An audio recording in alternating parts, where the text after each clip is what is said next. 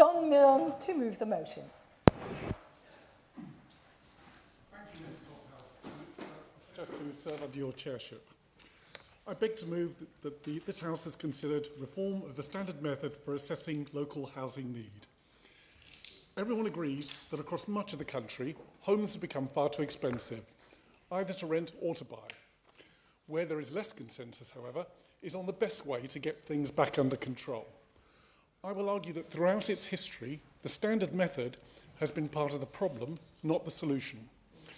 For a long time, the free market ideology we've followed is to randomly build houses till the price comes down.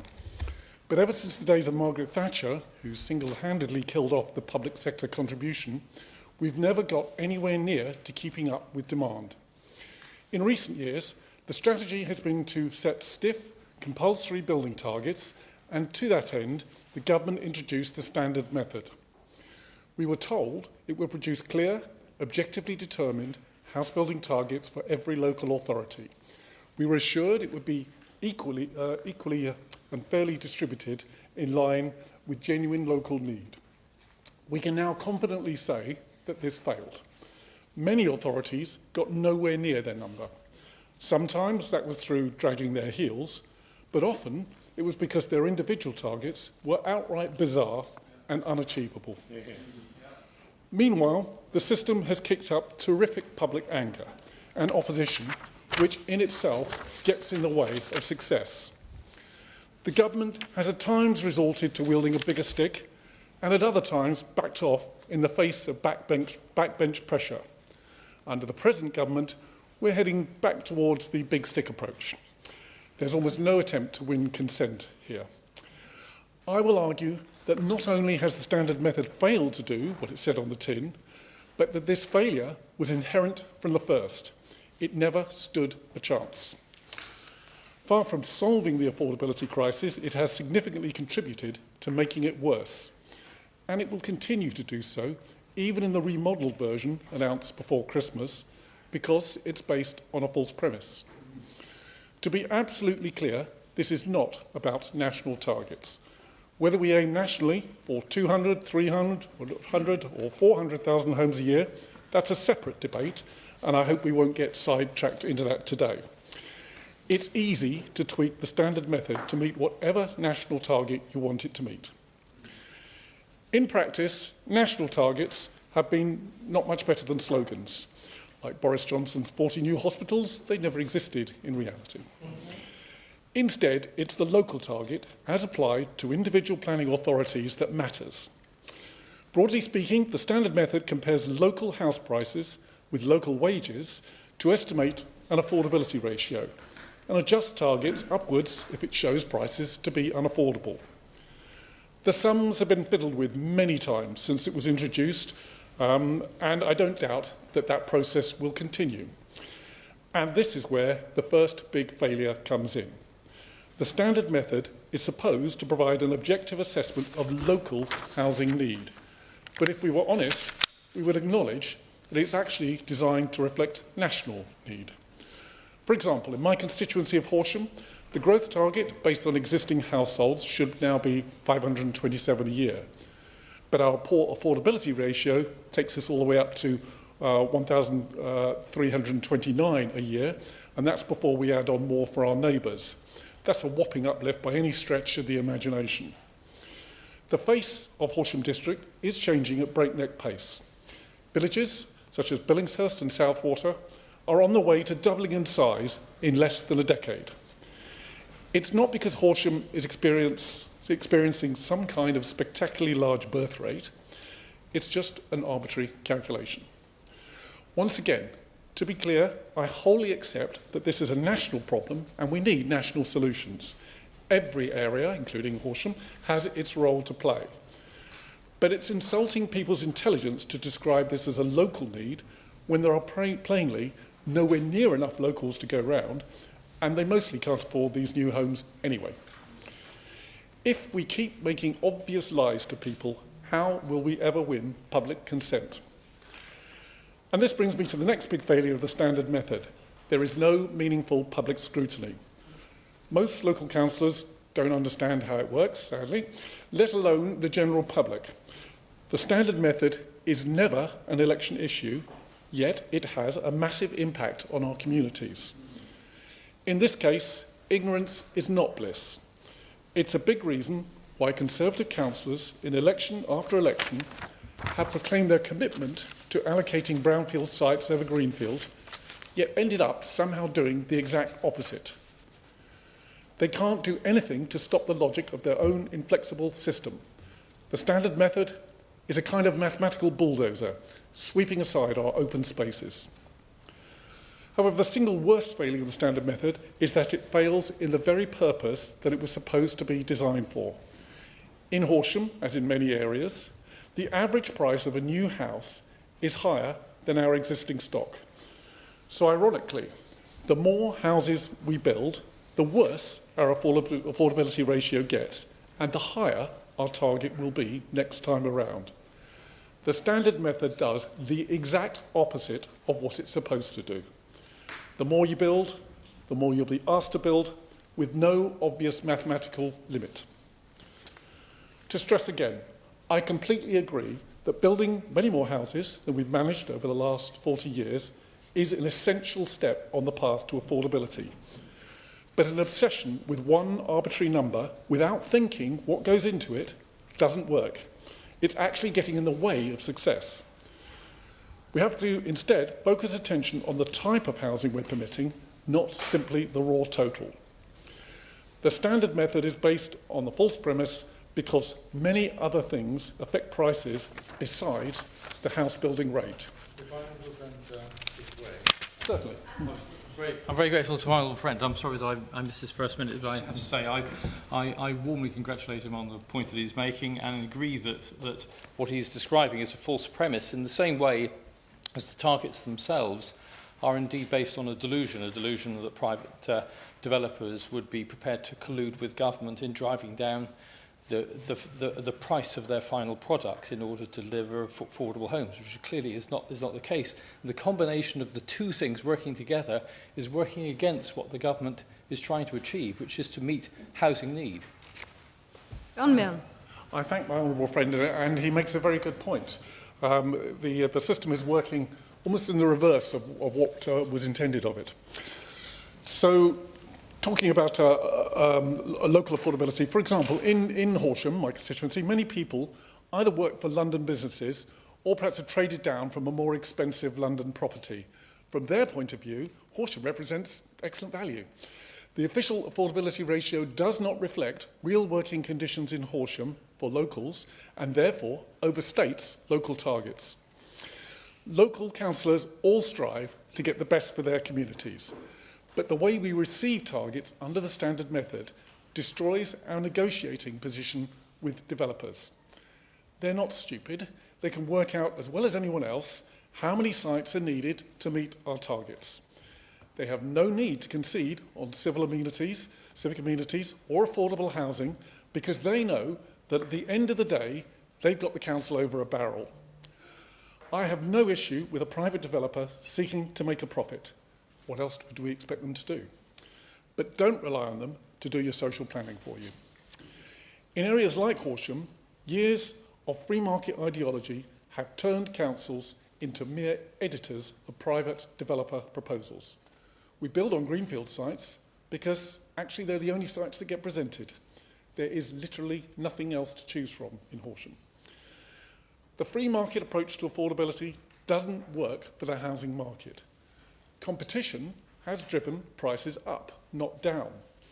In Horsham, we would arguably be better off if we granted a monopoly to one single developer and let them push down local land prices. To add insult to injury, we also have the standard method's bullying friend, the housing delivery test. I'm not sure if there ever was a carrot in this process, but the HDT is definitely the stick. Failure to meet targets can ultimately result in losing local control over planning altogether. It's a catch-22 situation. The developer controls the rate of delivery, but the council pays the price if targets slip. Heads they win, tails we lose. In fact, the single biggest factor that influences prices has nothing to do with house building. It's availability of credit. If interest rates were to double tomorrow, the price of a mortgage would soar and we'd see a house price crash. Yet all of this would happen without a single new home getting built. A succession of policies under the Conservatives only served to make this problem worse, not better. Subsidies, such as Help to Buy or stamp duty holidays, simply inflated prices further, like a giant Ponzi scheme. The market adjusts and the subsidy ends up in the pockets of developers until the next upward turn in the spiral. Therefore, any analysis of UK house building must take into account the key role of finance. Since Thatcher, houses have come to be seen not simply as homes, but as investments. In line with this, the explosion of the buy-to-let market in the 1990s correlates suspiciously closely with overall house price inflation. Older generations benefited from decades of property asset inflation, but today it's getting harder and harder to board that train. When you put all this together, it's clear that the standard method is getting its social sums all wrong. Would you agree? Certainly. Congratulations for this very important debate, entirely debate. He talks about some of the incentives for first-time buyers. Through the stamp duty discounts, which save the typical first-time buyer around £6,000 on their purchase, helps about 640,000 young people get onto the housing market. Is he saying he's not interested, that it's a wrong thing to do to help those first-time buyers onto the housing ladder? John Milne. For the individuals that benefit, no one can argue with it. It's certainly at that, or sale of a council house. If you're the family that gets it, it's clearly given you a massive uplift. What I'm saying is that we have a national problem here, a societal problem to solve, which is the housing market in general, and we've got a certain amount of money to put towards it. That is a sum of money. That was a subsidy. I think there are far better things to do with that subsidy, such that it does not inflate prices further, which, as I say, simply in the end eats up the subsidy. There are better things to do with it. So, as I was saying, when you put all this together, it's clear that the social method, the standard method, is getting its social sums wrong. The affordability ratio is actually a lousy proxy for actual housing need. What we need to do is factor back into the system a proper analysis of local housing conditions. That should include an assessment of local homelessness rates, the need for social housing, and pensioner poverty, and all the other factors that make communities tick. We also need to find a clear role for neighbourhood plans. Neighbourhood plans started as a great way to bring local consent and local knowledge into housing. But from the day the standard method was introduced, they have been effectively overruled. In the latest planning reforms, they've been completely marginalised and they're not even mentioned. So how can we change the standard method to do the job it's supposed to do? I suggest at least two inputs: a local needs calculation, which focuses on helping local people into the homes they need, and a national needs top-up. Having a separate national needs figure will help us focus on the delivery of new towns. When our housing needs are as great as they are, new towns are essential. In contrast, the standard method spreads targets indiscriminately across every area. It leads to endless incremental add-ons to existing settlements until they begin to lose their identity altogether. In rural areas, such as mine, the standard method has an inherent tendency to create low-density suburbs. Not only do they tend to be more expensive houses, but they also use 2 or 3 times as much land as they strictly need to. My honourable friend give way. Certainly. Thank you very much. I thank my honourable friend for giving way and for securing this valuable debate. Does he agree with me that not only does the incremental building cause the issues he described, but it also contributes to the problems with the sewage systems, in that 50 houses here, 50 houses there, 50 houses there, each one considered in their own merit, does not warrant an upgrade to the sewerage systems. So the water companies do not upgrade, systems become overloaded, and we start getting sewage in the water. John Milne. I thank the member for his intervention. And yes, it does make strategic planning as a whole very difficult, and provision of infrastructure, particularly in rural areas, is a major problem and not sufficiently built into the planning system to compensate for it. It's easier in urban centres where there already is the infrastructure in place.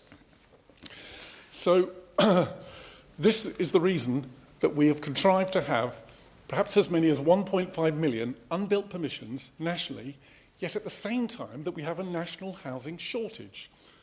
That's because too many of them are permissions for unaffordable and therefore unbuildable homes. Yes, there's a degree of land banking, but for the most part, developers build just as fast as they can sell. If you're only serving the top end of the market, that will be slowly. As Oliver Letwin described in his excellent 2018 report, sadly left unread or certainly unacted on by the government of the day, what we need is far greater variety in housing type. 80% of our house building is aimed at the top 20% of the market. The fastest way to fix this is to build a guaranteed quota of social housing. And my party, the Liberal Democrats, is asking for 150,000 a year. I guarantee you they'd be snapped up like hotcakes, just as fast as we could build them. There is a fundamental difference between permissions and actual physical houses. If all we ever think about is permissions and alleged impediments to permissions, then we'll never get to grips with the problem. Wrong permissions do not increase supply, they suppress it. Wrong permissions bake high land prices into the system. Handing out more permissions like confetti simply chokes the system with unbuildable sites that will hang over the market for a generation. There are lots of ways the standard method could be reinvented, but any future form must empower local authorities to deliver social housing in significant numbers from day one. How we do this is up for grabs, but somehow it must be done. Thank you. I am intending to give the lead member 2 minutes at the end of the debate at 4:58, and I will call the spokesperson of the Liberal Democrats at 3:28. I will not impose a formal speech limit for the time being, and I hope the time is enough for everybody to come in. The question is that this House has considered reform of the standard method of assessing local housing need. Yasmin Qureshi. Thank you, Madam Hobhouse, and it's a pleasure to serve under your chairmanship as well. And I think this is a very timely debate, and I thank the honourable member for bringing this before the House and for all of us to consider.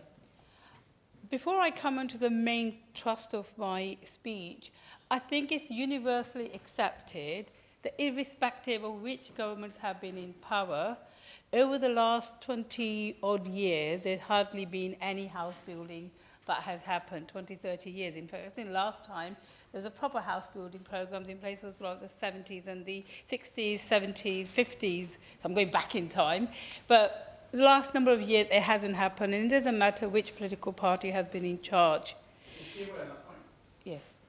Well, just a correction, I appreciate giving way. The period, the last 10 years we were in office, an average of 207,000 net new additions every year. That was higher in net new home additions than the 1970s. That is still not insufficient to the amount, and none of those houses, some of them didn't come through. No, but I mean, you know, the amount of housing that needed to be done, that has not been done, and that was done in the 50s, 60s, and the 70s, and I think you can't take away from that. But so we do need to build more homes, we need to build affordable homes, and we need to build social homes as well. And I think this is where this is really important debate, because it's asking governments and builders to look at how you decide assessing local housing need. In Bolton, over 20,000 individuals are on the social housing waiting list. Families face an 18-month wait for a 3-bedroom house, with 800 to 900 applicants for each available home. Many are referred to the private sector, where, of course, the rents are very high, increasing the financial strain already on struggling households. The current methodology for assessing local housing needs fails to capture the realities on the ground. It overlooks income disparities across our country, the availability of affordable housing, and the specific needs of our communities. This disconnect results in inadequate housing provision and leaving many without suitable options. There are homes out there that could be used to reduce the housing waiting list, but they need substantial work to bring them up to standards. I hosted a roundtable in my constituency recently with the housing providers as well as the homeless charities. And one of the things they asked for was a ring-fence fund to help social housing providers to make their stock fit for purpose and release more housing and give more people the homes that they desperately need. In the private rental sector, what's called affordable housing isn't often affordable because many of my constituents are on minimum wage or living wage, and they're not able to afford homes that people might think in the south or in other parts of the country reasonable, affordable. It isn't affordable for those living in Bolton and the surrounding areas. Because obviously this market price isn't done on what people are earning locally. It is sort of like the central national figure taken. Whereas what we must look at is what is the local wages of the people there, what is affordable to them, as opposed to somebody perhaps in a more prosperous part of the country, what's affordable for them. Of course, the system currently also allows landlords are charging higher rents, making profits because they're taking advantage of the fact that the need for homes is greater than the availability. We have to understand housing is not merely about shelter, it's about dignity, stability and opportunity. Because it's not a coincidence, Madam Chair, that often the people you find, for example, in the criminal justice system, have come often from economically and socially deprived background, and housing has a big part on it. And we saw that during the COVID time, that in poorer areas where many people live in one house, there was a higher rate of COVID being spread amongst them, as opposed to people who lived in large houses where they could, properly, safely quarantine themselves. In a lot of smaller houses with a lot of people living in there, they weren't. So there's a lot of important reasons why a decent home is important for everyone. And what I would ask is that we should all work collaboratively to ensure, and certainly I try hard to ensure that individuals and families in Bolton South and Walkden have access to safe, affordable and appropriate housing. Therefore, I do welcome the government's plan to create 1.5 million homes. I wish them luck, and I do hope they will be able to achieve that. I think it's a welcome, you may laugh at it, but at least it's an initiative. It's a great initiative. It's a great thing to work towards. It's a great aim to have, because if we do get it, that should hopefully alleviate a lot of the challenges. So I wish the government great luck on this, and I hope it will happen. But in the meanwhile, could we have some additional funding, especially for social housing? Thank you. Damien Hines. Thanks very much. It's a great pleasure to see you in the chair, I think in my case for the first time. And I congratulate the honourable gentleman, the member who represents Horsham, for securing this debate and bringing us together to discuss this important issue. It's also very good to see this minister in his place, and I want to thank him and his MHCLG colleagues for their engagement on these issues. I've been in this place talking on more than one occasion about related issues, including about how national parks work relative to local authority planning areas, and I'm grateful to his colleague, the member for Greenwich and Woolwich, for also meeting with me separately as well as corresponding. Today I'm not going to talk about those same issues, but talk about the algorithm overall and how it works, and in particular this point about the affordability ratio and how it works, or more properly, does not work.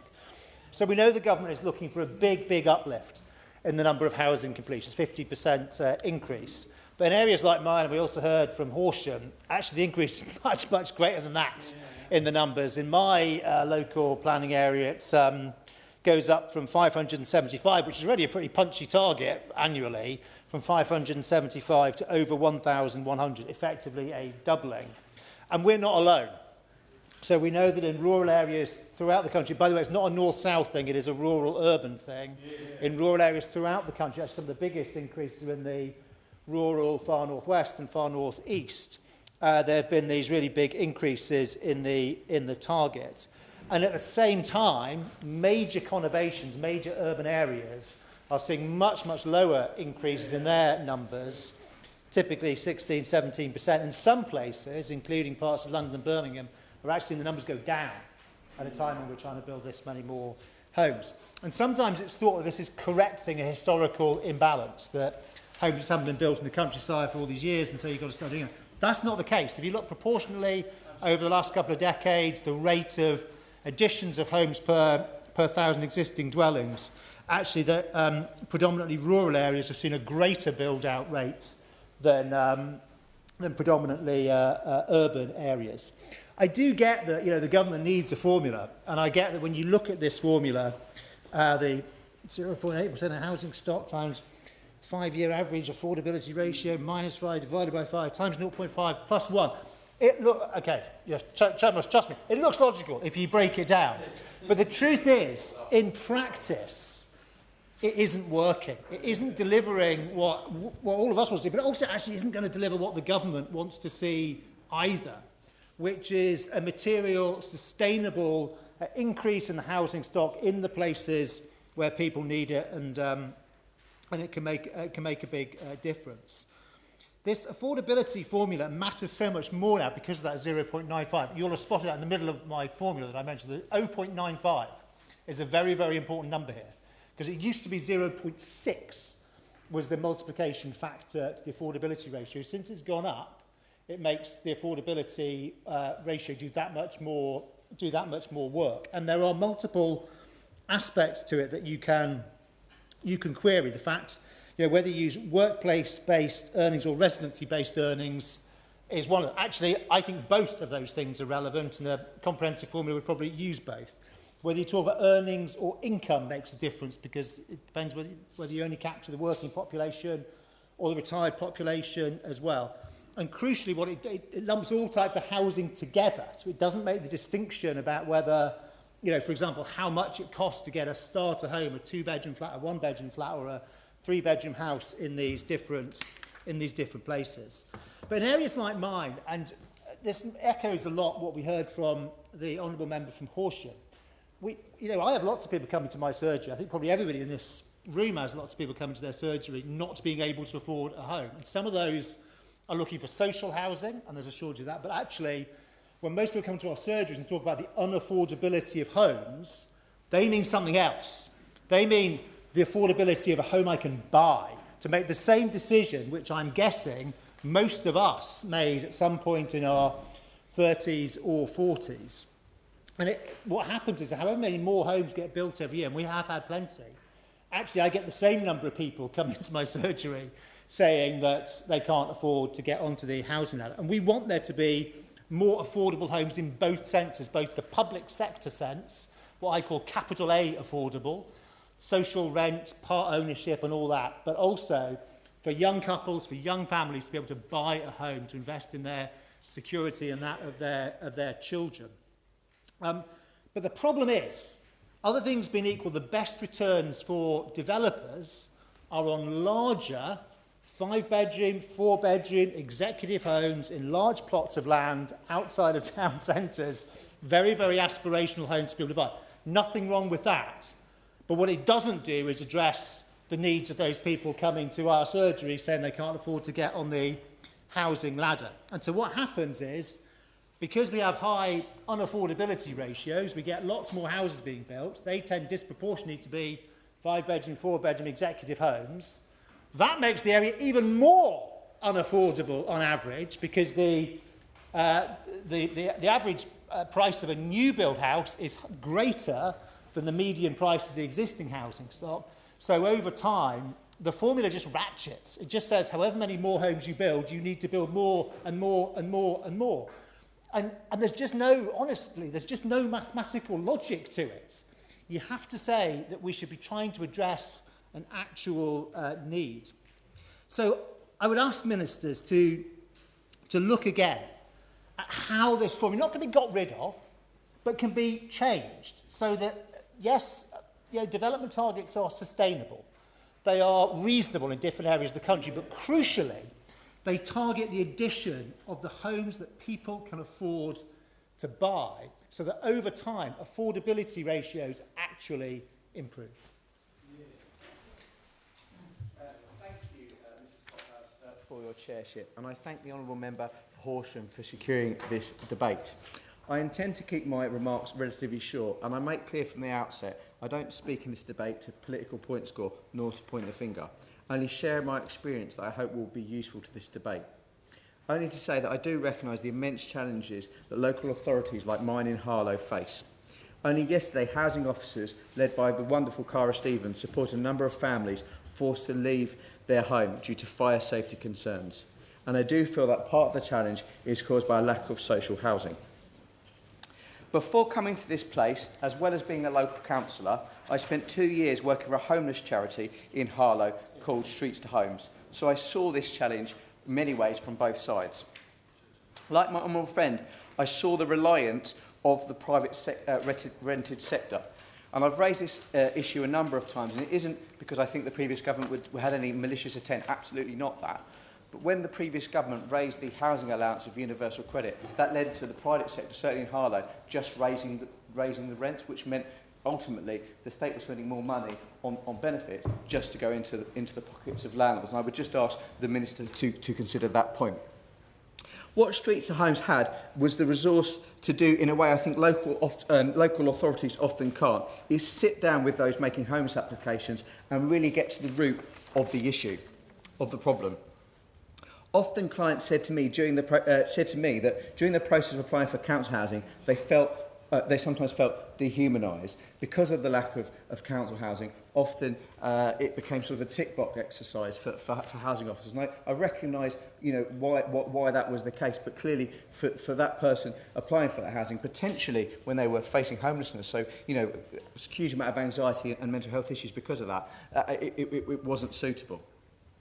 On the substantive point made by the member from Horsham on housing need allocation locally, there is cross-party agreement on the need to build council social housing in Harlow.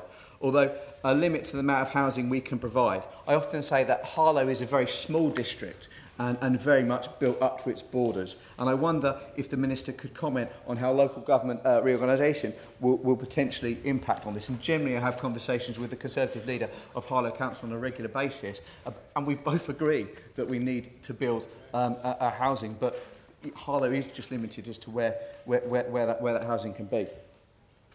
The new standard method, which we're discussing today, obviously includes consideration of affordability ratio. And I did enjoy the member from East Hampshire give me a maths equation. As he knows, one of my favourite things to talk about is maths and average wages. And I wonder if the Minister would touch upon how this method would help constituencies like mine in Harlow. I am also concerned due to the house increase. I am concerned. And going back to my previous point, that due to the increases in the private sector, the cost of private sector renting, that more and more people are reliant on social housing, so there is in fact even a greater need. A decision I didn't agree with the local authority on was the removal of Band 4. In Harlow, when we have an application for a council house or a homes application, they have 4 bands, 1 to 4, and the decision was made by the then administration to remove Band 4. Something I oppose mainly because I think it just pretends that the issue doesn't exist, and there is a need for social housing.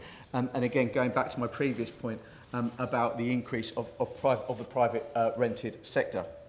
I would very briefly touch upon the issue of permitted development. I do feel this was a quick fix by the previous government, which has had a huge impact in Harlow. And I would also echo the points made by the member for Horsham about housing conditions. And he's rightly to champion new towns. Harlow is a fantastic new town that I'm obviously proud to represent, but I'm very proud of the community and the sense of community that Harlow has. But one of the issues that new towns have is they are built at the same time. So, of course, houses need repair and wear out almost at the same time. And one thing, and I will never again defend anything that Margaret Thatcher did, but one thing I will say about the right to buy is that it does mean that housing stock can go into private ownership, and actually then it isn't therefore the issue of the council to repair. However, my issue, of course, with right to buy is that it didn't replace the stock and has led to part of the issue that we've got.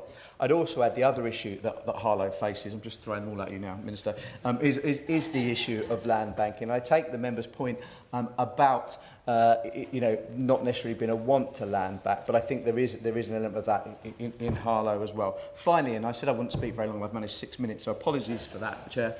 The housing crisis is, without a doubt, one of the biggest crises this country faces. I absolutely welcome this government to tackle it, and I will do everything I can to support them to do so, because I have seen firsthand the impact of a lack of housing has on my community. Thank you, Chair. Edward Morella. Thank you, Ms Hophouse, and it's a pleasure to serve under your chairship, and I'd like to congratulate my honourable friend, the member for Horsham, on securing this important debate. In West Dorset, we face growing housing challenges. Young families are struggling to find homes in villages where they were raised. Key workers cannot afford to live close to their jobs.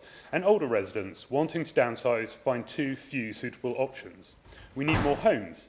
But these homes must be affordable, well-designed, and rooted in the needs of the people who live there.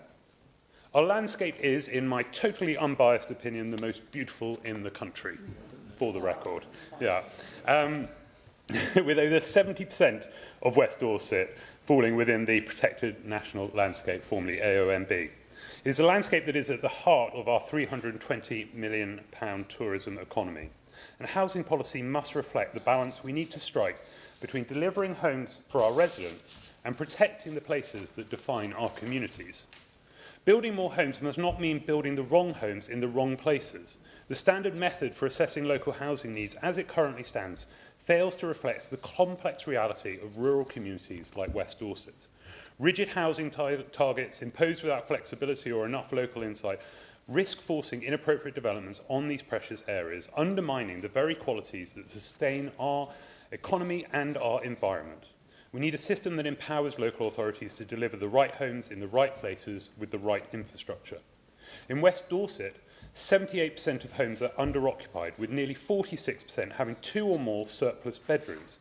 It's not a crisis of space, it's a crisis of sustainability. With nearly half of our population now over 55, many older residents are living in homes that are simply too large for their needs and unable to downsize while staying in the communities that they love. While young families are priced out of moving in or moving back to the communities where they grew up in. It's not just about numbers. Every home must come with the infrastructure it needs. Too often, developments in our area go ahead without the GPs, schools, dentists and roads needed to support them, let alone the sewage system. In West Dorset, our sewage infrastructure is outdated and overwhelmed. Last year alone, we saw 4,200 sewage spills. It's an environmental and public health disgrace. And yet water companies are still not statutory consultees when housing needs is assessed or developments approved. This must change. If the government is serious about protecting our environment while building new homes, it must require water companies to be involved from the outset to ensure that infrastructure can cope and new homes don't just add to already failing systems.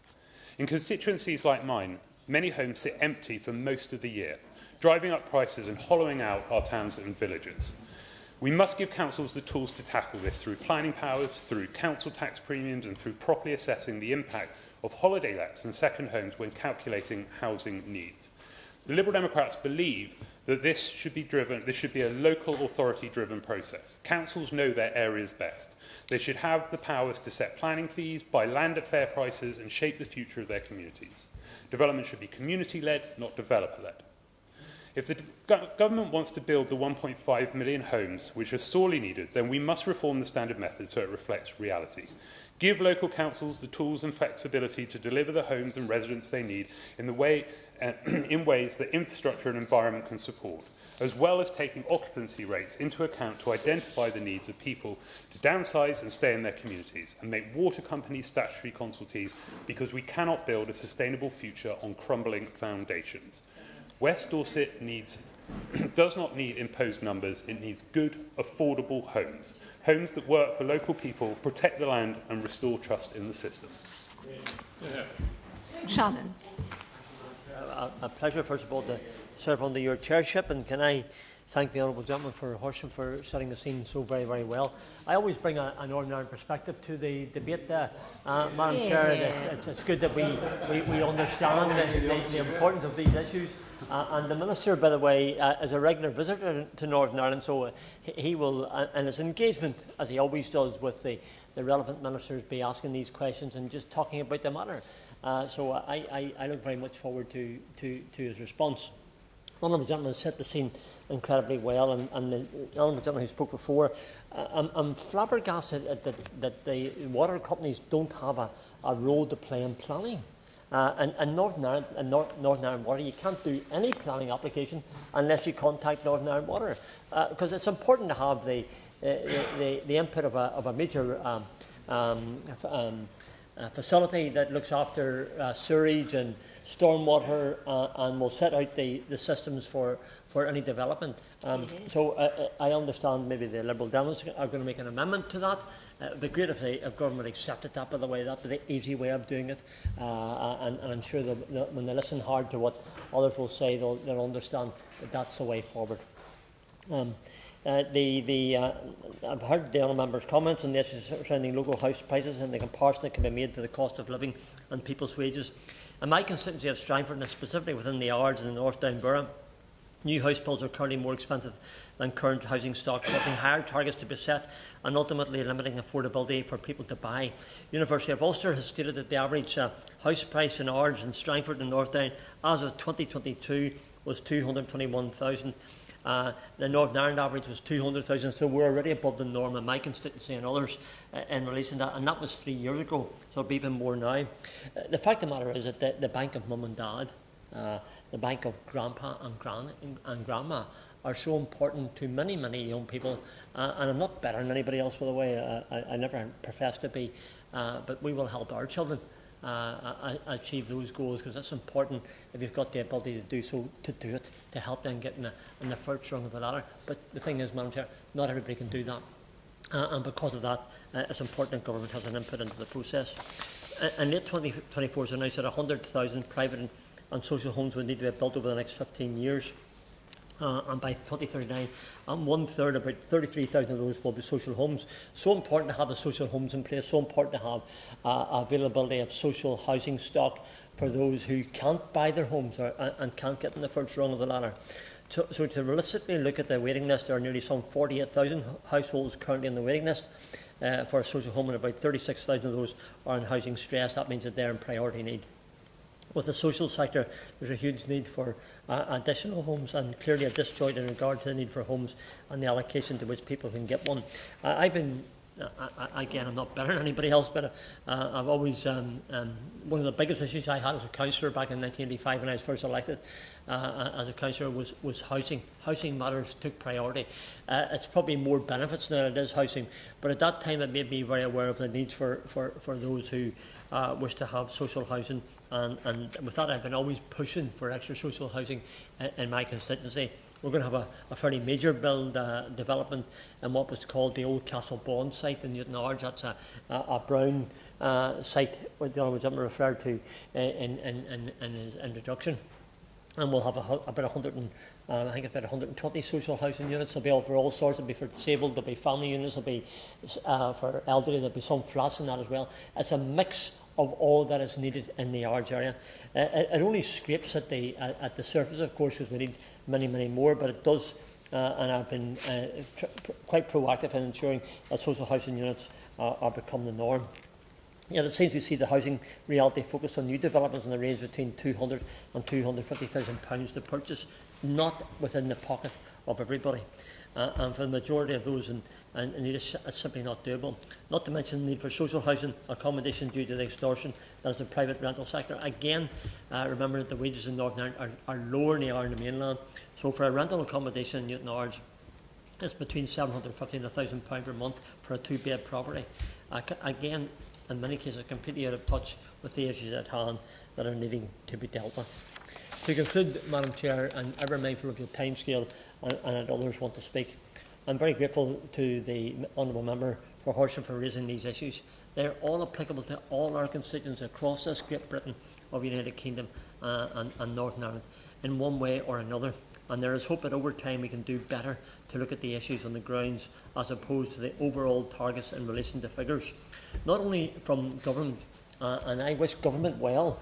I think it'd be churlish of anybody, Madam Chair, not to wish government well in their 1.5 or 1.4 million new house build that they wish to pursue.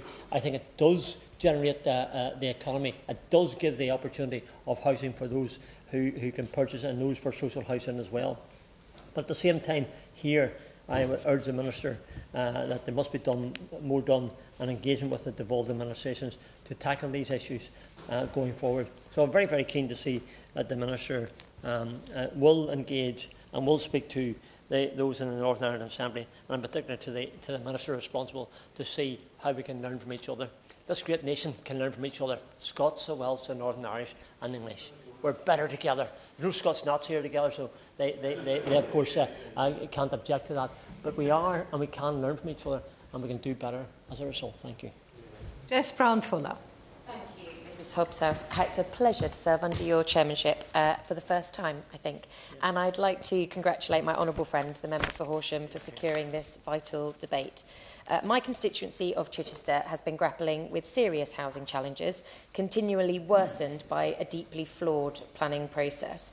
The demand for social housing vastly outstrips supply, private rentals are prohibitively expensive, and skyrocketing house prices have made home ownership increasingly out of reach for those that have grown up in my constituency. Housing developments should enhance our communities, delivering affordable, sustainable homes alongside essential infrastructure. But the current approach, unfortunately, does the opposite. The standard method for assessing housing need imposes arbitrary national targets on local authorities, which ignore the specific needs and constraints of each area. It fails to then deliver genuinely affordable homes and does little to reflect local demand or geography. And as my honourable friend from Horsham highlighted, the standard method fails to address house price rises beyond inflation. Our average house price in Chichester, according to the ONS, was £454,000. In the year to February 2025, Chichester's semi-detached house price rose 8.1% in just 1 year, and yet Chichester has seen huge-scale development in recent years. The average salary, meanwhile, in my constituency is under £30,000, below the UK median. When new homes are delivered, they often enter the market at prices higher than the local median, as the Honourable Member for East Hampshire mentioned. So this artificially inflates the affordability ratio, which then increases future housing targets, which creates a vicious cycle that drives prices even further out of reach. And it does nothing to address the real challenges that my constituents face in getting on the housing ladder. Instead, it leaves new developments affordable only to those that are moving into the area, not those that are already living there. And at the same time, councils face an uphill battle trying to ensure that developments required by the same standard method include adequate levels of social and affordable housing. At present, we have over 2,000 families on the wait list for social homes in Chichester. Any development of 11 homes or more is expected to provide at least 10% as affordable housing. Both Chichester District and Arran District Council that sit within my constituency request 30% social and affordable housing in their local plans to address some of the unmet need locally. But unfortunately, those targets are continuously undermined by viability assessments which are submitted by the developers because of the high land price in our constituency. A recent example is a 2,200 home development to the west of Bursted, approved by Arran District Council on the basis that it was included in the Conservatives' local plan from 2022.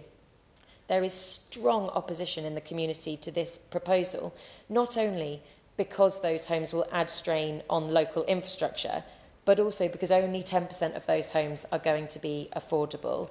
And the very definition of affordable is so fundamentally flawed when 80% of unaffordable is still unaffordable for so many people. And the developers claiming that a higher proportion of social and affordable homes on that site would have made the project commercially unviable. So the council was left with no power to enforce its requested levels of social and affordable houses. That's why I was pleased to see my colleague, the Honourable Member for Taunton and Wellington, tabling an amendment to the Planning and Infrastructure Bill, calling on the government to adopt a separate social housing target, which I'm sure would be welcomed by local authorities up and down the UK, because local authorities are best placed to know what their communities need, not the developers that are trying to build in those communities. The standard method also fundamentally fails to consider any geographical constraints, which ties the hands of councils during land allocation. So in my area, 70% of Chichester district is covered by National Park, with an additional 5% designated as National Landscape at Chichester Harbour. This means that our ambitious housing target, which has doubled under the Labour government, must be met within just 25% of available land, and yet the housing target remains unadjusted. So we need a method for assessing local housing that actually works for communities, one that recognises local constraints, delivers genuinely affordable housing, and protects national landscape. One ensures that every development contributes positively to the places that we call home. This won't change until the top-down approach of the standard method for assessing local housing need is reformed to genuinely reflect community needs, and local authorities are given the power to challenge and regulate developers effectively.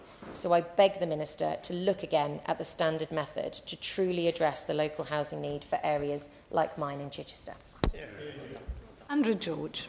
Thank you, Chair, and it's a pleasure to serve under your chairingship, and I congratulate my honourable friend, the member for Horsham, not only on securing the debate, but in the manner in which he very eruditely took us through the issues and analysed very correctly the weaknesses of the system. It's also a pleasure to follow my honourable friend, the member for Chichester, and I noted that before my honourable friend, the member for the omnipresent member for Strangford, referred to the importance of seeing this across the piece, not only in Scotland, England, Wales, Ireland, but he forgot to mention Cornwall. But I'll forgive him.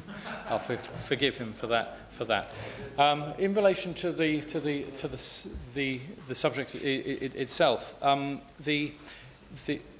honourable friend, I think, recognised the need to make sure that a needs assessment is required, but that and that it's an essential building block to resolving the issues. It's just the methodology which is currently used is both flawed and inevitably inaccurate, and can sometimes lead the process in the wrong direction. I think it's not in itself ill-conceived. It's the interrelationship between that and the target setting process, which is itself flawed in my view. Because, of course, the target setting process ends up with house building targets. So you have housing need, and then you have house building targets. Now, if we set targets to reduce need rather than developers' greed, if you like to put it in pejorative terms, one would approach the matter in an entirely different way. So, for example, in Cornwall, which I know well, and I've worked as a professional in the sector during my 9-year sabbatical from this place as a chief executive of a housing charity delivering affordable homes and know how the market works. In Cornwall, over the last 60 years, the housing stock has almost trebled. So it's one of the fastest growing places in the United Kingdom, and yet the housing problems of local people have got worse. So we can't necessarily deduce from that therefore building homes harms the meeting of local housing need, but the build targets themselves are not in themselves the answer. And actually the answer ought really to be setting targets to reduce need. And that can be done if one has a robust method by which one can do it. And not only would it be better for planners and for councillors and for others that want to meet the local need within their communities. It also means that when applicants come forward with their planning applications, they would have to demonstrate not how many homes they can build towards the target of building homes, but how much need they can address by the delivery of their projects. And I think that we really do need, although the government's aims and policies are laudable in themselves, they do need to look at the dynamics of the way in which both need and the build targets kind of interrelate with each other.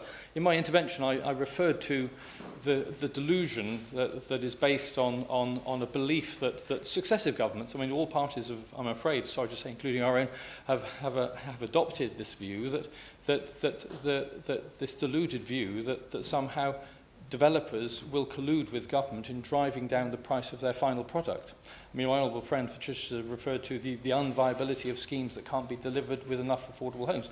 Well, that's only because of the way in which the methodology is used to permit those developments to go ahead in the first place. Because what often happens is that once you grant the planning permission, not only have you by setting high targets got hope value on every single piece of land around every community, which then starts to make them unaffordable before you've even started the planning process. But also, once you establish the planning process, you can't then, the value of the land then becomes so great that the schemes themselves become unviable to deliver affordable homes on. And so that the whole system itself is actually built to fail. And so what we need to do is, I'm afraid to say, look at the methodology for the delivery. So it's the building of a new lower rung on the affordable housing ladder of in perpetuity intermediate market homes, which I think needs to have a life of its own. We need to address the problems which I think a lot of social housing providers have in delivering homes, and that is that they're prevented from delivering homes in low house price value areas and low income areas because of the cost to value ratio. This is probably something which a lot of people don't kind of understand, that actually the places that actually need the homes most, where the incomes are lowest, actually are the most difficult to deliver because of the cost to value ratio which actually has to apply before that provider is able to go forward with their schemes. And there's a whole set of other methods which could be used to address this issue. But I just wanted to congratulate my honourable friend for what he's achieved, and I do hope that the government is listening, because I think this is a constructive debate, one that we're not attacking the government on, one that we're trying to urge the government to perhaps adjust the approach which they're taking in order to achieve the outcomes we all want to see. Thank you. Liberal Democrat spokesperson Martin Wrigley. Thank you, Mrs. Hobhouse. It's a pleasure to serve under your chairship. And I congratulate my honourable friend, the member for Horsham, for securing this debate, and the excellent contributions from honourable members across the House. May I draw attention to my register of interest, as I'm still a sitting councillor at Teignbridge District Council. Liberal Democrats support housing targets, but believe we need to win the case for that housing within the communities we represent, and that enforcing them from Whitehall without community consent will continue to fail to deliver the homes we need. Homes must be built to meet local need and not be driven simply by developers seeking the highest profits. Development has brilliant potential for providing a wealth of opportunities to rural communities, but this can only be realised through the real community involvement in the decisions that affect them. This means the right houses in the right places. Liberal Democrats welcome that the government have made housing a priority, given the desperate number of people denied the basic right to a safe and warm home. The Conservatives' poor commitment to house building has left 8.5 million people in England with unmet housing need. The Conservatives let developers get away with building housing to poor standards and without the GP practices, schools and community infrastructure which is badly needed. They also let them off the hook for leaving land for housing unbuilt and new homes empty. We believe everyone has a right to a safe and secure home, but without more support for councils, more people will be left without access to quality and affordable housing. The previous Conservative government forced councils to do more and more with less and less, plunging many into financial crisis. While we have welcomed this government's commitment to our call for multi-year funding settlements, with additional pressure on councils to accept national insurance contribution changes, it is essential they are funded robustly to achieve these aims. We have been disappointed by the government's reluctance to commit to a target for social house building. In addition to an overall housing target for new homes, Liberal Democrats would target 150,000 new social homes to tackle the housing shortage and homelessness crisis. We are committed to ensuring house building does not come at the expense of our environment. It should not be either delivering house building or protecting our environment. The government can and must deliver both. We have also welcomed the government's recent announcement to adopt the Liberal Democrat policy and wording of mandating all homes to be built with solar panels through a solar rooftop revolution. We also welcome the measures in the Renters' Rights Bill to ban no-fault evictions and create a national register of licensed landlords. We believe these steps are crucial to overcoming the housing crisis. And Liberal Democrats have long called for leasehold reform to make house ownership fairer and more accessible. We have been campaigning against leasehold since Lloyd George introduced the People's Budget. On the specifics of the use of the standard method, I agree with the Honourable Member for Horsham, who pointed out that it does not and cannot work, as did the Honourable Member from the Isle of Wights. Well, I did that. Fair enough. East Hampshire. East Hampshire, my apologies. My apologies to the Honourable Member. It's all right.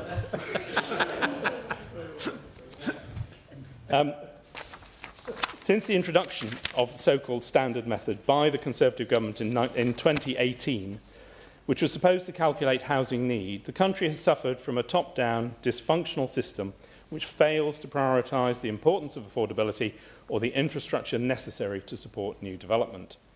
The constant tinkering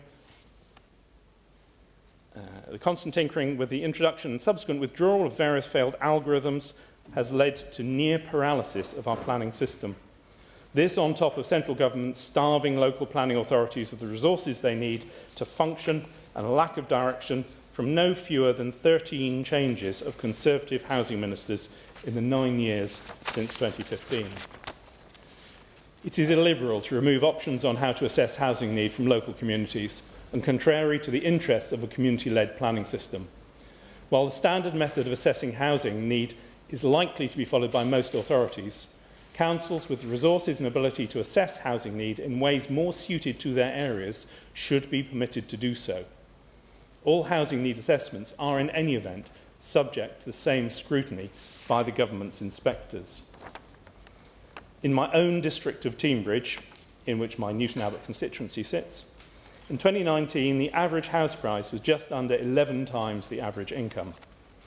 After having increased the housing targets substantially due to the standard method calculations, that ratio is going up and is now over 11 times.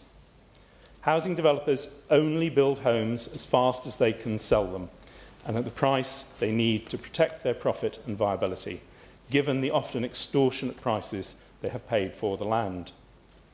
Asking them, via the flawed standard method, to build more to reduce the price is much like asking the owner of a gold mine to increase extraction to a level that reduces the price of gold.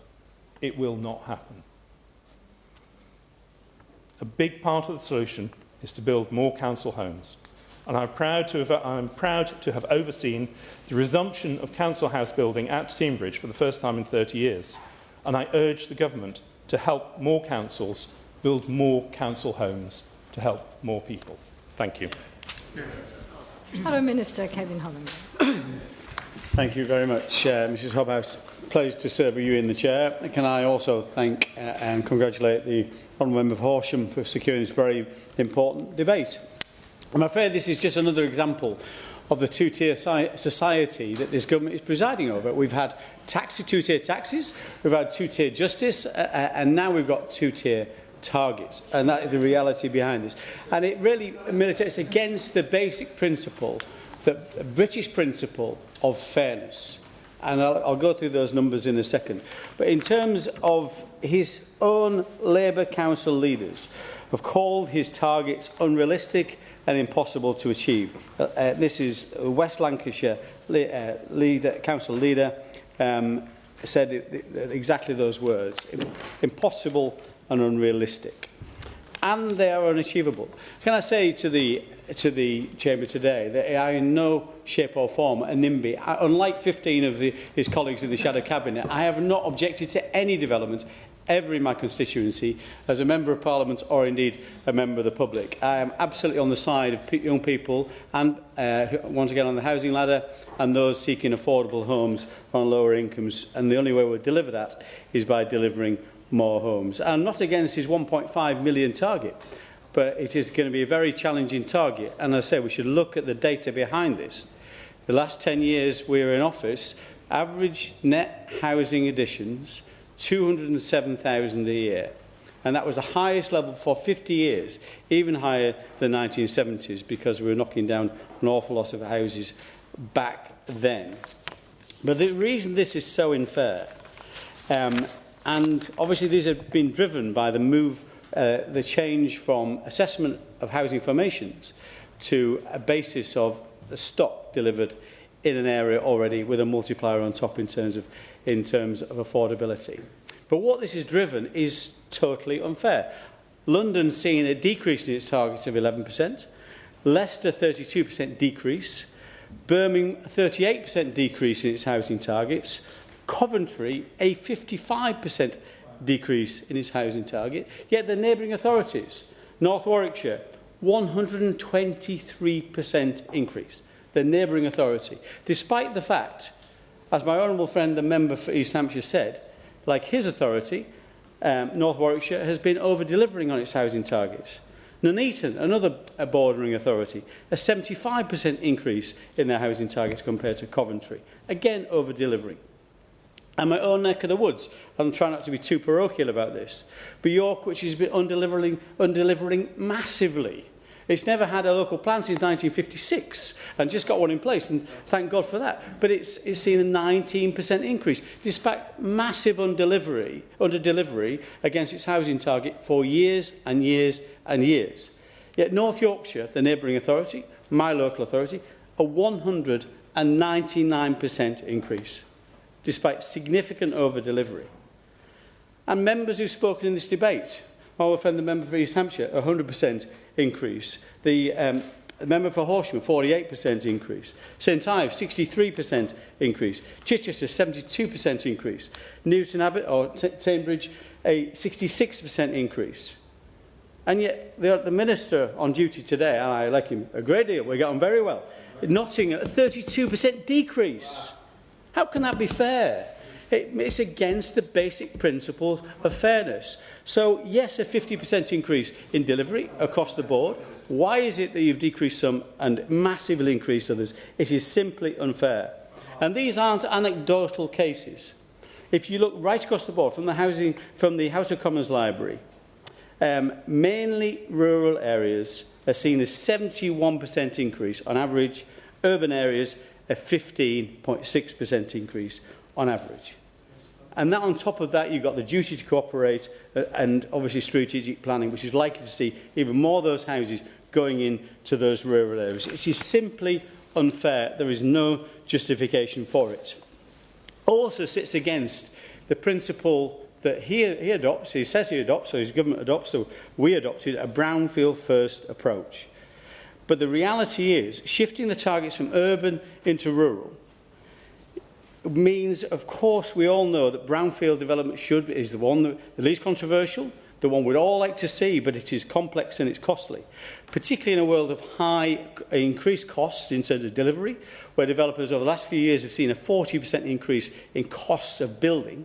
And on top of that, of course, building safety levy, the building safety regulator, biodiversity net gain, future home standards, section 106, community infrastructure levy, and the remediation on brownfield sites will mean more and more of these sites, instead of being developed in those urban areas, because of their policies here, will be pushed into greenfield and green belt because of the changes they've made in terms of grey belt. You cannot divorce what they're doing in terms of the NPPF from the planning and infrastructure bill, but it'll mean that Trojan horse that they said was grey belt, that they sold to the public as being a few former garage forecourts or some wasteland, is far from that. This is greenfield, green belt. The protections have been taken away. You can't shake his head. The protections have been taken away. There used to be protections between villages to stop villages merging together. Gone. There used to be protections from villages merging into towns. Gone by those changes. This is not about grey belt. This is a fundamental change to green belt. Of course, this is not about targets. We'd be pointless having this debate and just talking about targets. What we've got to talk about is delivery. The 1.5 million, a huge ask. The reality is for the rest of this Parliament, not a delivery of 207,000 a year, which we average, a delivery will need to hit his 1.5 million target, which is for England, of 375,000 a year. 180% increase, a doubling of numbers. Much. Of course I'll give way, yes. I thank the honourable member for giving way, and I congratulate you, Miss Hobhouse, on your chairmanship, and congratulate the member for securing the debate, which I think was a very well-mannered and thoughtful debate from all sides. And I recognise the honourable member is giving a fight and boisterous speech, but I would just carefully remind him that we both stood on manifestos with numbers in to build new homes, and in fact his number was bigger than the government's. It was 1.6 million. So if we're going to talk about facts and how we deliver those things, let's actually talk about sense and pragmatism, not rhetoric, because unfortunately it's not what he said in the election. It is very well, good for him for reading our manifesto. Not enough people did, I'm afraid. But the reality is we did set a more ambitious target. He is right. We did set an ambitious target. I'm not against that ambitious target. As I said right at the start, I'm in no shape or form an IMBY. What I am also in for is honesty and fairness. And this is the point here. It's been moved from certain types of area where actually people tend to move to, from rural to urban, to take your first job, start your first business, as I did. Actually, the houses are going from urban into rural. But he faces many challenges. Alongside that huge number he set himself, and of course the OBR and Homes England has said that those numbers are impossible. Let's see, and I wish him well in terms of delivery, although not on the skewed figures we see today that we've discussed. But there are real challenges here, as he knows, things like the building safety regulator, the skills issue, SMEs as well, which are obviously building a far lower proportion of homes these days than they used to, and making sure we get those first-time buyers onto the housing ladder. So in the Planning Infrastructure Bill, we have suggested a number of amendments which will solve all these problems. I'm very much hoping he will look at these amendments. One thing that we are putting down is making no solar on any best and most versatile land. So I'm sure he'll look at that, because that will potentially leave space to more British farmland to produce fantastic food. But things like protected landscapes, so my honourable friend, the member for East Hampshire, has got a significant section of protected landscapes in his patch. No recognitions given to him for that, for the fact he has those, which is bound to constrain supply. We've laid amendments on that. Also to make sure there is no plus or minus in any of these targets beyond 20% either way, which would be fairer. Also the national scheme of delegation, which removes votes from councillors disgracefully, is something we'll seek to amend, and of course restore the protections for greenbelt. And as some have said in this debate, this excellent debate today, we need to see a better mix that is more suited to demand in local areas. I very much hope the Minister will support that. Can I make one plea to him, because I feel he won't, with those things, but one plea to him: please look at the building safety regulator. There is a queue of 18,000 homes with planning consent that are waiting 6 months or more for an answer to the building safety regulator. It is a huge bottleneck on supply, so I very much hope at least touch on that point when he concludes. Thank you. Thank you. And before I call the Minister, I know he's got quite a lot of time, but I would like to leave 2 minutes for the lead member to wind up.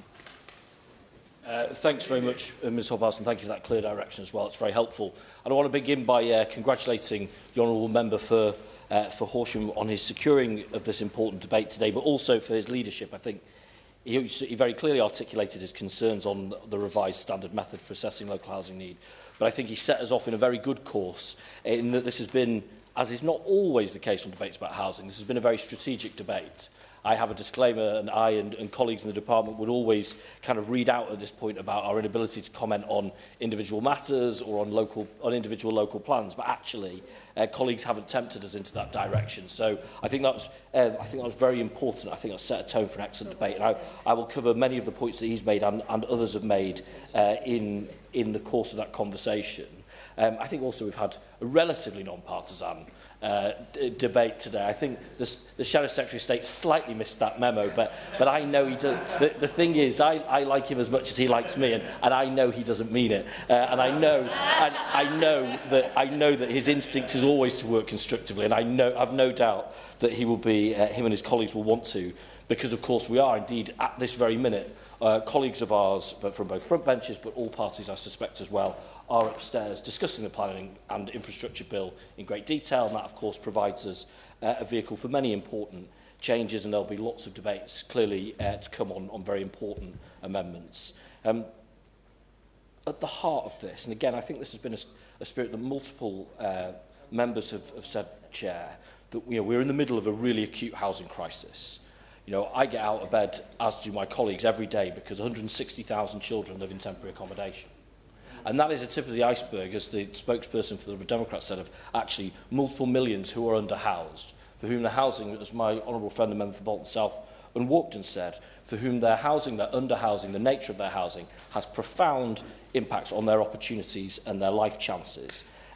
And that is something, I think, again, that's been in the spirit of this debate. And that is why we as a government, that's why we said at the election, we made that signature commitment of £1.5 million new homes over this Parliament, because it's exactly for those people. They need that decent housing to build those decent lives and to build those decent communities. And as part of that, again, this has been a feature of the debate, home ownership is out of the reach for too many. Too few homes have been built, and too few, as many colleagues have said, are genuinely affordable. The honourable member for Strangford talks about the bank of mum and dad, that ever-present, indeed growing feature that now seems inevitable for, say, my generation, or perhaps a bit younger now, but wasn't for my mother's generation. And that, again, is such an important issue of social justice. So we must build more homes. They must be in places where people want to live and work. And, of course, a planning system will underpin that, has to underpin that. But as my honourable friend says, the history of that is checkered. And again, indeed, as the honourable member for St Ives said, we've all had our stake in that. So again, I think I certainly approach this in the spirit of humility, in that we want to get this right. But I do think, and again, this is to talk a little bit about the work of the previous government, having a method, something clear, something transparent, the honourable gentleman talked about what it looks like in detail. At least it's there in detail for people to say that I don't like this element of it, I think this is weighted wrongly, but it is clear, it is transparent, it is there, and it produces the numbers that it produces. And then, of course, is the basis for that plan making. And I don't want to make a political point out of this, because, again, the honourable gentleman is proud of the previous government's record on housing, but we have had a little test of the alternative in the final year of the last Parliament, when actually the sense was that targets were out the window. That was, I don't think, a very effective decision. I think the impact on housing starts as a matter of public record there. Without this, and again, I don't think we've heard much of an argument for not having a method at all, but without it, the alternative tends towards stasis. And that's why December last year, following consultation, we implemented a revised method which aligns for our ambition of £1.5 million new homes over this Parliament. At one point, I couldn't agree with the honourable member for Horsham, although I appreciate it may well be a separate debate. I don't think you can decouple the national target and the local target, because if the local target doesn't meet the national target, or the national target doesn't tally with the local target, then we'll have disconnect and frustration. But this target and this method points us towards 370,000 homes, a formula incorporating a baseline of local housing stock adjusted upwards to reflect affordability pressures. And areas where unaffordability is most acute, they do see the largest adjustment. We do think that supply is an issue here alongside demand. I disagree slightly with colleagues on that point.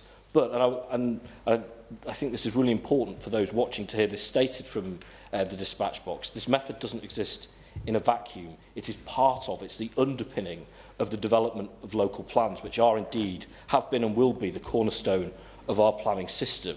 And these are the plans that take into account all those development needs of a local area, including affordable housing. I appreciate the point the honourable member for Chichester made about the challenges that her local authority has in making sure their plan holds. But the fact that they do have that 30% target is a sign that local authorities can go for that, can say the nature of housing they want in their community, can put that on record, and can start, again, notwithstanding the point that the honourable member said from St Ives, if it is an arm wrestle with developers, they have that guiding document at least to hold to, because the alternative to that, the lack of planning, exposes communities. We know that, the lack of local plan.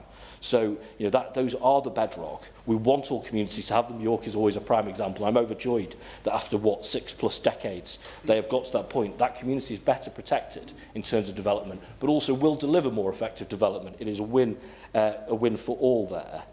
I can't concede the point within this either that the Honourable Member stated that councillors don't know enough. I actually think they do. Now, there is something about local authority resourcing and planning. We, of course, have made that commitment at the previous budget. You know, we want councillors to feel empowered and to have the skills to do so, but crucially, as he says, local communities too. I mean, again, I couldn't quite agree that it doesn't become an election issue. I think housing development does. I think actually, you know, the 1.5 million homes target was very much a feature of what we said at the general election. So, you know, I want to empower local authorities, want to empower local people to be able to have those say on their plans, because the bedrock for them, if they do want sustainable development, if they do want development of the right type, if they do want development of the right place, if they do want development on brownfield sites, then the local plan is the route to that.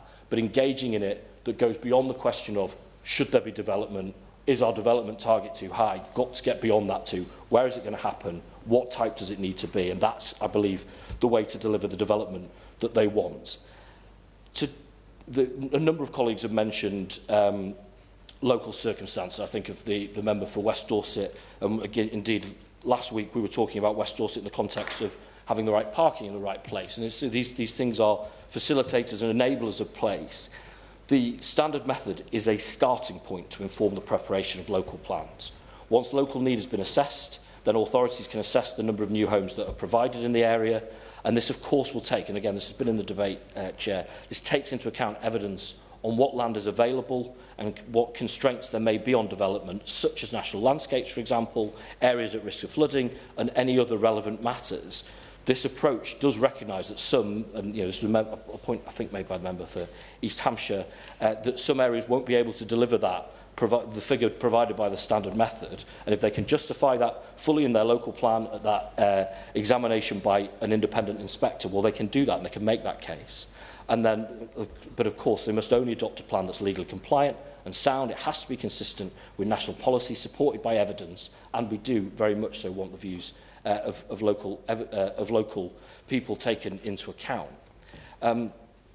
The point has been made around about brownfield as well, and we, you know, I think local authorities want to. We certainly want them to make sure they maximise brownfield, that they are sensible where they review green belt. You know, I do think there are different types within the green belt. The honourable gentleman, right honourable gentleman, characterises it as a Trojan horse. That isn't our intent. But who's best placed to make that assessment? Well, of course, that's those local authorities by leaning into it. And I mean, it's an interesting point that the honourable gentleman from right honourable gentleman from East Hampshire said, as the Shadow Secretary of State did too, about whether this is a question of urban versus rural. Because I have to say, I don't think that's the case. Much you will see in our approaches around the growth in city regions and the importance of those to the economy, but also as places where people want to live or can't access housing at the moment. Similarly, as Minister for Town Centres, we are very, very enthusiastic in the department about notwithstanding challenges around permitting development, but actually communities taking control of their town centres to say that in the future the mix won't be purely retail. It's going to be retail, it's going to be leisure. Of course, there's going to be a need for accommodation in there too. That mix should be one that is locally owned. And I think, as I say, the reality, because again, the honourable gentleman in opening mentions new towns. It's not going to be a case of is it urban or rural or new towns. It's going to be a bit of everywhere. The mix will be a bit of everything. Similarly as it will be big builders and it'll be the SMEs, as the right honourable gentleman shares my enthusiasm to get those SMEs building as well. It's going to be the entire mix. I'm conscious a little bit of time, Madam Deputy Speaker, but I want to address the points made by the member for West Dorset and Strangford around water and local housing.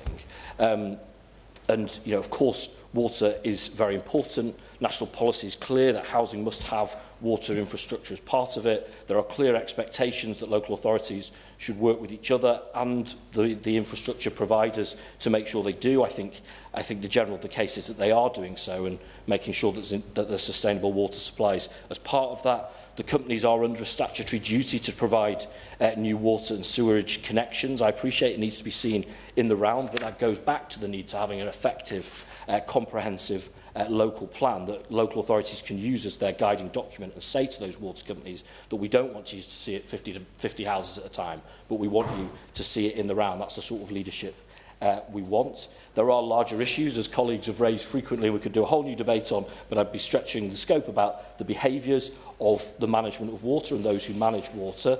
And of course, there is an independent review ongoing into the regulation of the water sector for the UK and Welsh governments, but I'd give my commitment, as I often do to the member for Strangford, that we are very active in talking to members of the Northern Ireland Executive on a variety of issues, particularly on building safety. I always talk to my counterparts in Scotland, Wales and Northern Ireland about the different approaches they're taking. Just to turn to strategic planning, which was referenced briefly, Ms Hobhouse, again, this is a chance to have that higher level but still localised view of what the best sites are going to be, working and collaborating across local planning authorities. I think that's quite an exciting innovation. The member for Harlow asked about how this will butt up against local government reorganisation. Of course, those partners will be part of that, but there will still be a local planning authority for people to have their views and for a local plan to be held by. And members from Harlow, Chichester, Horsham in Opening and Bolton South and Walkden talk about affordable and social housing. And I think that is one thing there can be no doubt, either in this government, certainly in the Deputy Prime Minister, about our commitment to social housing, to genuinely affordable homes for social rent. We've already put our money where our mouth is, and an £800 million in year for the Affordable Homes Programme, a further £2 billion injection committed at the 2025 Spring Statement. And alongside this, new flexibilities for councils and housing associations, both within the AHP, but also within how they use right to buy.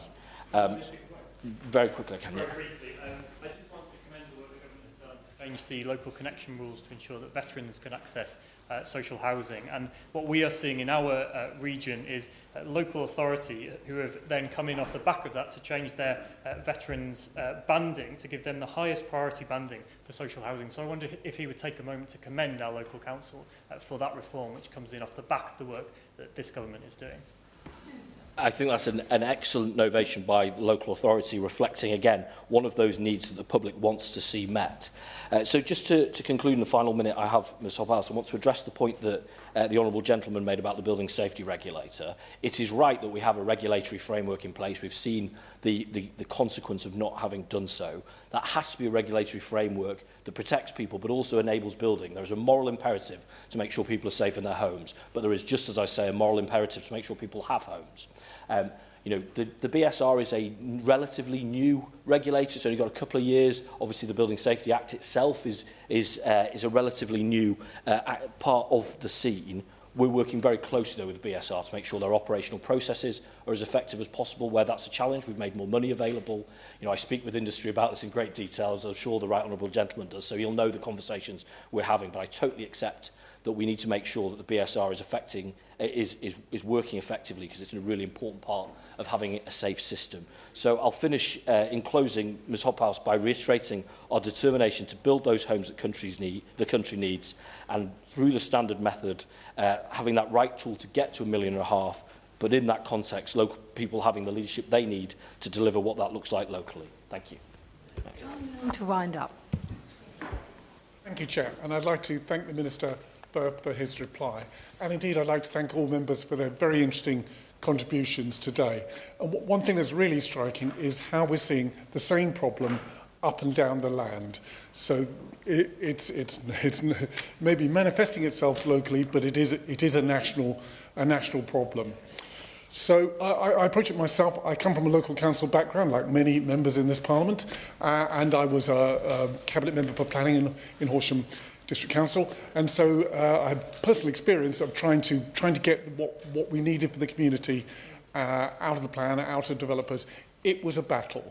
So my reaction to the changes that were made in the standard method, and indeed the planning and infrastructure bill currently entering Bill Committee, is I look at that and think, would that have given me the tools to do the job? Would it have improved my chances? And I feel that the answer is not really, no.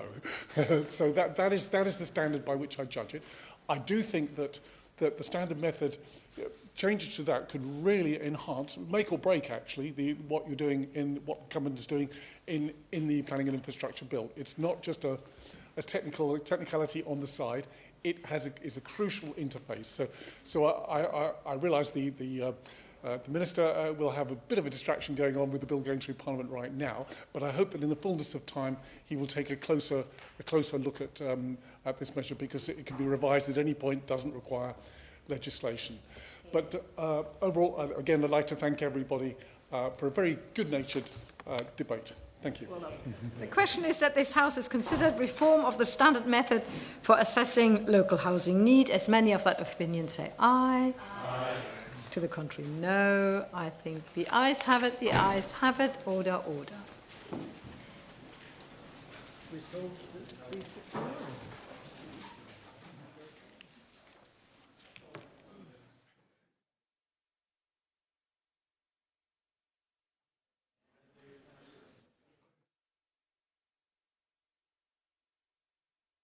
That was perfect.